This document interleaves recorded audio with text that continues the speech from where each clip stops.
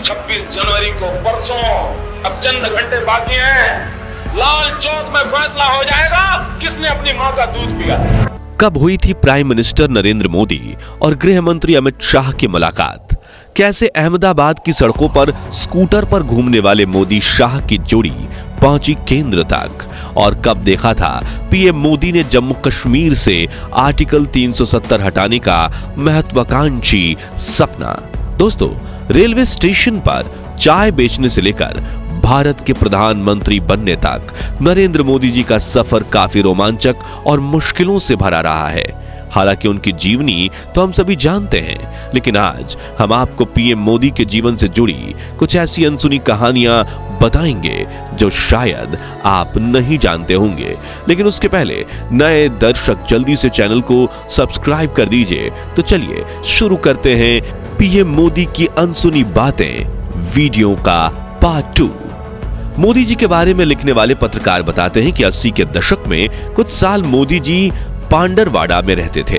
पांडरवाड़ा से अहमदाबाद करीब 150 किलोमीटर दूर है और उस वक्त ज्यादा बस सेवा भी उपलब्ध नहीं थी। ऐसे में मोदी जी रोज सुबह साफ सुथरे कपड़े पहनकर एक झोला उठाकर पांडरवाड़ा से अहमदाबाद की बस में बैठ जाते थे और अहमदाबाद आकर वो उसी बस की कुर्सी पर अपना झोला रख देते थे। फिर अपने अंकल की चाय की दुकान पर जाकर बैठते थे। अब शाम के वक्त जब वो वापस पांडरवाड़ा जाने के लिए स्टेशन जाते थे और अपनी सीट पर फिर बैठ जाते थे। लेकिन उनके दोस्त बताते हैं कि मोदी जी को सिर्फ गुस्सा एक ही बार आता था और वो तब था जब उनका कोई झोला उठाकर कहीं और रख दे और खुद उनकी सीट पर बैठ जाए। उनका कहना था कि जब एक बार मोदी जी कुर्सी पर बैठ जाएं तो कोई कुर्सी नहीं छोड़ते, जिसका लाइव एग्जाम्पल हम देख रहे हैं। अब राजनीति में प्रधानमंत्री नरेंद्र मोदी और केंद्रीय गृह मंत्री अमित शाह की जोड़ी को जय वीरू की जोड़ी माना जाता है। इन दोनों ने मिलकर आज भारत की राजनीति में एक नया चैप्टर डाल दिया है। लेकिन क्या आप जानते हैं कि नरेंद्र मोदी और अमित शाह की मुलाकात कब हुई थी? तो साल 1982 में नरेंद्र मोदी अहमदाबाद में राष्ट्रीय स्वयंसेवक संघ के प्रचारक के रूप में काम किया करते थे। उसी वक्त 17 वर्षीय नौजवान अमित शाह ने भी आरएसएस की कई छात्र इकाई अखिल भारतीय विद्यार्थी परिषद को ज्वाइन किया। तभी संघ के ऑफिस में इन दोनों की औपचारिक मुलाकात हुई थी, जिसके बाद आरएसएस की शाखाओं से जुड़े कई कार्यक्रमों में इन दोनों की मुलाकात होने लगी। और यहाँ मजेदार बात यह थी कि नरेंद्र मोदी और अमित शाह दोनों की विचारधारा में काफी समानता थी और मोदी जी अमित शाह की सोच से काफी प्रभावित थे। इसी तरह जान पहचान धीरे धीरे गहरी दोस्ती में बदलने लगी और 1986 आते आते ये दोनों सच्चे दोस्त बन गए। इसी साल नरेंद्र मोदी ने भाजपा पार्टी से जुड़कर राजनीति में भी कदम रखा और भाजपा ने उन्हें गुजरात बीजेपी में संगठन महामंत्री के पद पर तैनात किया। उस वक्त नरेंद्र मोदी को एक राइट हैंड की जरूरत थी जो गुजरात में भाजपा पार्टी को ताकतवर बनाने की रणनीति बनाने में उनकी सहायता करे और उन्होंने अमित शाह को ये जिम्मेदारी सौंप दी। अगले साल 1987 में अहमदाबाद में म्युनिसिपल इलेक्शन होता है। उस वक्त मोदी जी ने भारतीय जनता पार्टी के लिए खुद को इतना समर्पित कर दिया था कि वो इलेक्शन से पहले अहमदाबाद की हर गली नुक्कड़ का चक्कर काटते थे और देखते थे कि भाजपा उम्मीदवारों के पोस्टर वगैरह सही से लगे हुए हैं ना। इस दौरे पर नरेंद्र मोदी के पास कोई गाड़ी नहीं थी, वो एक स्कूटर पर जाते थे। जी हाँ, वो एक स्कूटर के पीछे बैठते थे और वो स्कूटर चलाते थे उनके जिगरी दोस्त अमित शाह। इसी तरह ये दोनों काफी लंबे समय तक अहमदाबाद की गलियों में स्कूटर पर घुमा करते थे, जो आज पीएम मोदी दुनिया के सबसे पावरफुल लीडर्स में से एक हैं। लेकिन इतनी ऊंचाइयों तक पहुंचने के लिए उन्होंने शुरुआत कहां से की, वो देखना भी काफी अहम है। इससे हमें उनकी विनम्रता और असली कारण का पता चलता है और वो पूरे भारतवासियों पर ऐसा जादू किया है कि आज आधे से ज्यादा देशवासियों के दिल में वो बैठ गए हैं। साथियों, अब जरा थोड़ा गौर से सुनिएगा। 90 के दशक में नरेंद्र मोदी और अमित शाह की जोड़ी का ही करिश्मा था कि उनके नेतृत्व में 1995 में हुए गुजरात के विधानसभा चुनाव में भाजपा को पहली बार जीत मिली। हालांकि तब भाजपा ने पार्टी के वरिष्ठ नेता केशुभाई पटेल को गुजरात का मुख्यमंत्री बनाया था। भारत के वरिष्ठ पत्रकार राजदीप सरदेसाई उस वक्त का एक इंसिडेंट बताते हैं।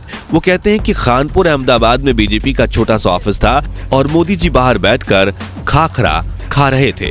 बीजेपी के बाकी बड़े नेता जैसे कि शंकर सिंह बघेला, केशुभाई पटेल और सुरेश मेहता अंदर की तरफ बैठे थे। तभी मोदी जी के साथ बाहर कुर्सी पर बैठकर उन्हें मैं कहता हूं कि नरेंद्र भाई, आप यहाँ क्यों बैठे हैं, अंदर जाइए ना। तो उन्होंने कहा कि नहीं, वो बड़े लोग हैं, उनको बैठने दीजिए, मैं यहाँ हूँ। यानी उनको मीटिंग में बुलाया भी नहीं गया था। लेकिन हाँ, पूरे देश के सामने तो नरेंद्र मोदी का शक्तिशाली व्यक्तित्व उभर कर सामने जरूर आने लगा था। हालांकि ये सिर्फ गुजरात के चुनाव की जीत का कारण नहीं था, बल्कि उससे 2 साल पहले नरेंद्र मोदी जी के नेतृत्व में ही देश में बहुत बड़ा आंदोलन हुआ था। जी हाँ, हम बात कर रहे हैं राम मंदिर आंदोलन की।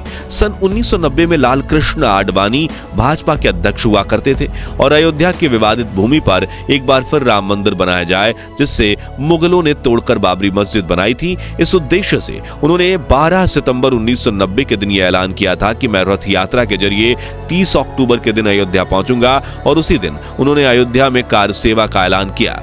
फिर 25 सितंबर 1990 से सोमनाथ से अयोध्या की राम यात्रा शुरू हुई। उस दौरान नरेंद्र मोदी ही लाल कृष्ण आडवाणी के राइट हैंड बने थे। पूरे रथ यात्रा आंदोलन की कमान उन्होंने ही संभाली थी और 63 वर्षीय आडवाणी जी को कोई परेशानी ना हो, उसका ध्यान रखते हुए वो खुद भी उनके साथ सोमनाथ से अयोध्या के सफर पर निकले थे। करीब 1 महीने बाद रथ यात्रा बिहार पहुंची, जहां 23 अक्टूबर की रात लाल कृष्ण आडवाणी समस्तीपुर के सर्किट हाउस में रुके थे। तभी बिहार के लालू प्रसाद यादव की सरकार ने यह तय किया कि वो आडवाणी जी को अयोध्या नहीं पहुंचने देंगे, और रात के करीब 1:30 बजे आडवाणी जी को गिरफ्तार करने के लिए बिहार पुलिस सर्किट हाउस पहुंची। और उस वक्त की फुटेज में आप देख सकते हैं कि मोदी जी लाल कृष्ण आडवाणी के बिल्कुल बगल में उनकी ढाल बनकर खड़े हैं। दोस्तों, आप सभी जानते होंगे कि पीएम मोदी के नेतृत्व में ही 5 अगस्त 2019 को ऐतिहासिक फैसला आया था, जब जम्मू कश्मीर से आर्टिकल 370 हटाया गया था। लेकिन क्या आप जानते हैं कि यह नियम क्या था और क्यों जम्मू कश्मीर की जनता इससे परेशान हो चुकी थी? आइए जानते हैं। दरअसल 17 अक्टूबर 1949 के दिन भारत के संविधान में आर्टिकल 370 को शामिल किया गया था, जो जम्मू कश्मीर को भारत के संविधान से अलग रखता था। इसके तहत राज्य सरकार को अधिकार था कि वो अपना संविधान स्वयं तैयार करे। अगर संसद को राज्य में कोई कानून बनाना हो तो इसके लिए यहाँ की सरकार की मंजूरी लेनी होती थी। वहीं पहले जम्मू कश्मीर का राष्ट्रीय ध्वज भी अलग था, और तो और यहाँ के लोगों के राष्ट्रीय ध्वज का सम्मान करना भी अनिवार्य नहीं था।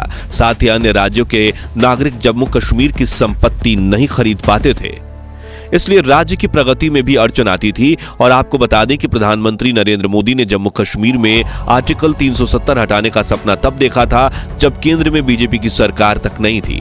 हम बात कर रहे हैं साल 1998 की। यकीन नहीं हो रहा हो तो उन्हीं की जुबानी सुनिए। हिंदुस्तान की जनता ने हमको जितनी मात्रा में वोट दिए, उतनी मात्रा में ही हम गुड डिलीवर कर सकते हैं। अगर हमको 2/3 बहुमत दिया होता तो हम धारा 370 को भी निकालने का निर्णय कर सकते थे। फिर अप्रैल 2014 में प्राइम मिनिस्टर बनने से पहले भी उन्होंने इस मुद्दे पर बात की थी। आप भी सुनिए। अगर कश्मीर को आगे बढ़ाना है और जो अच्छी चीजें हैं, अगर उसका लाभ कश्मीर को नहीं मिलता है और कश्मीर हमारा पीछे रह जाएगा तो देश का भला होगा क्या?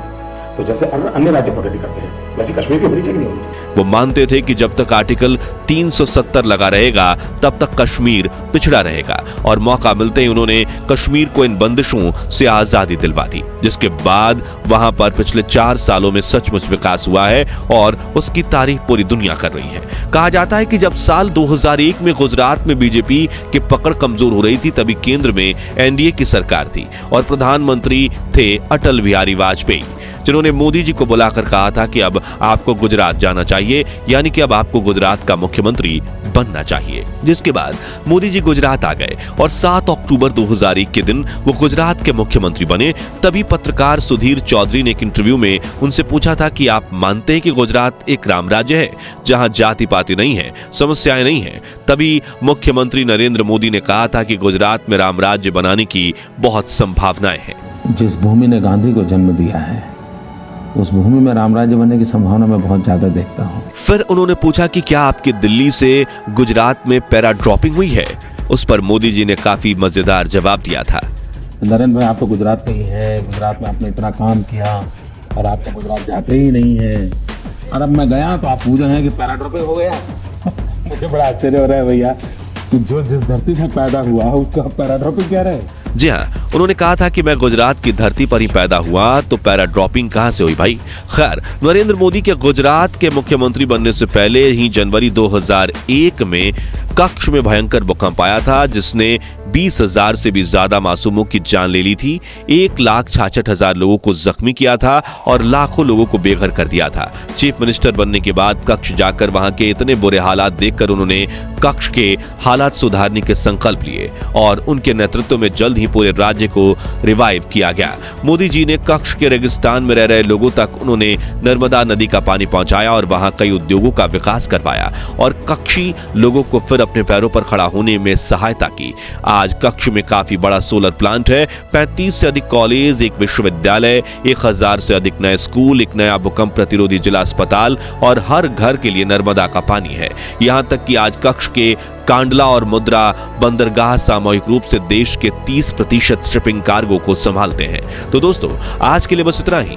अगर आप पीएम नरेंद्र मोदी से जुड़ी ऐसी ही अनसुनी बातों को पार्ट 3 में देखना चाहते हैं तो कमेंट बॉक्स में नेक्स्ट पार्ट जरूर लिखिएगा। पार्ट 1 आप वीडियो के एंड स्क्रीन से देख सकते हैं। ये वीडियो अच्छा लगा हो तो इसे लाइक और शेयर कर दीजिएगा। साथ ही हमारे चैनल को सब्सक्राइब जरूर कीजिए। धन्यवाद।